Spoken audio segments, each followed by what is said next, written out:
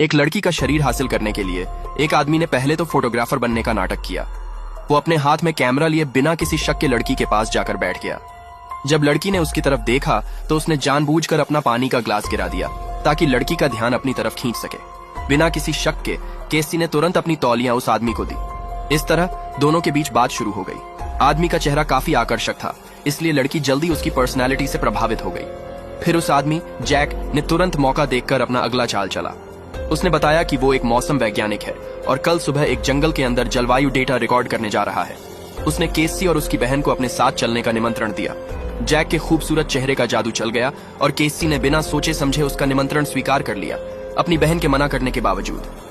अगली सुबह केसी की बहन, जो पहले उसके साथ जाना चाहती थी, अचानक से बीमार हो गई। उसने सोचा कि वो उन्हें मुश्किल में डाल देगी, इसलिए उसने केसी को अकेले जैक के साथ जाने दिया।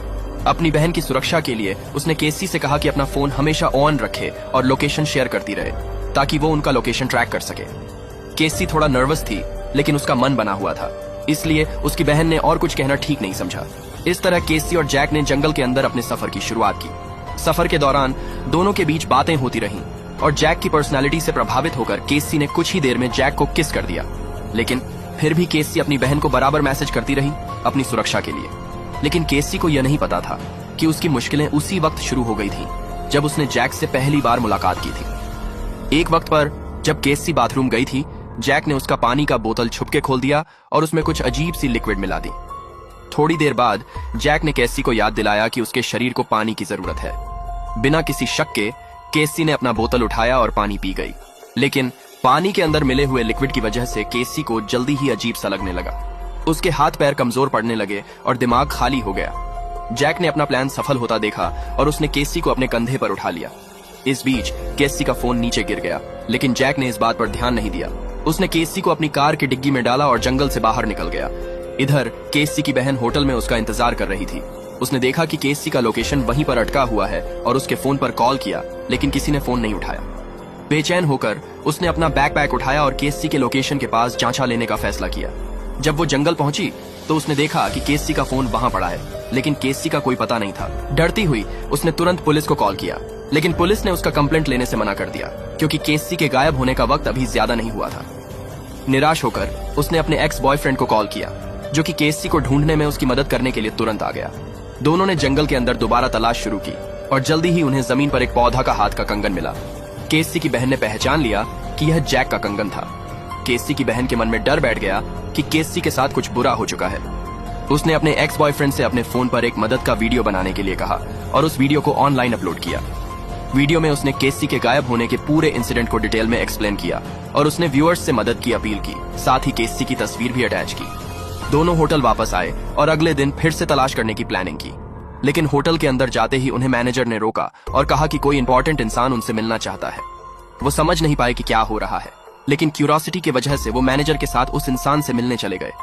पता चला कि यह शख्स मेयर है, जो उन्हें यह कहने आया था कि केसी की बहन का वीडियो वायरल हो गया है और इस वजह से शहर में टूरिज्म बिजनेस पर असर पड़ रहा है।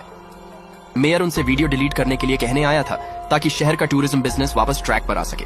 केसी की बहन ने मेयर की बातें सुनकर गुस्से में आ गई, क्योंकि मेयर को सिर्फ अपनी इकोनॉमी की चिंता थी, किसी के जान की नहीं। गुस्से में उसने तुरंत वहां से निकलने का फैसला किया।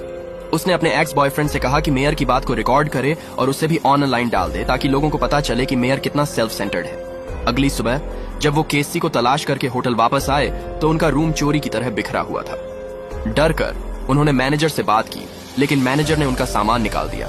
पता चला कि होटल स्टाफ ने जानबूझकर उनका रूम ऐसा किया ताकि उन्हें होटल से निकाल दिया जाए, क्योंकि उनकी वजह से होटल के बिजनेस पर असर पड़ रहा था। बेचारी और कुछ नहीं कर पाए और होटल छोड़कर चले गए। इस दौरान केसी अपने किडनैपिंग के तीसरे दिन को गिनती रही थी। उसके किडनैपर्स उसका शोषण कर रहे थे और केसी अब और यह सब सहन नहीं कर पा रही थी। जब उसका किडनैपर सामान लेने के लिए बाहर गया, केसी ने अपना बदन खिसकाकर बेड को दीवार के पास कर दिया। फिर उसने अपने हाथ से एक खिड़की खोल दी और जोर जोर से चिल्लाने लगी, इस उम्मीद में कि कोई उसकी आवाज सुन ले। भगवान ने उसकी सुन ली और एक फोटोग्राफर जो पहाड़ पर था उसकी आवाज सुनकर वहां आ गया।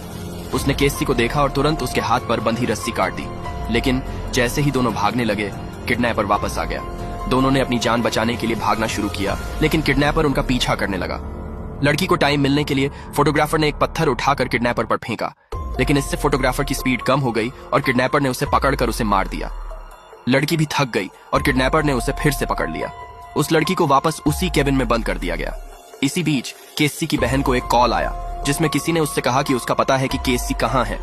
बिना सोचे समझे उसने उस लड़की के साथ उस जगह पर जाने का फैसला किया, लेकिन पता चला कि उस लड़की ने उसे धोखा दिया और वो उसके किडनैपर के साथ मिली हुई थी। केसी की बहन को भी पकड़कर बंद कर दिया गया। केसी अपनी बहन को देखकर बहुत गिल्ट में आ गई, क्योंकि उसने सोचा कि अगर उसकी बहन उसकी फिक्र ना करती तो यह सब नहीं होता और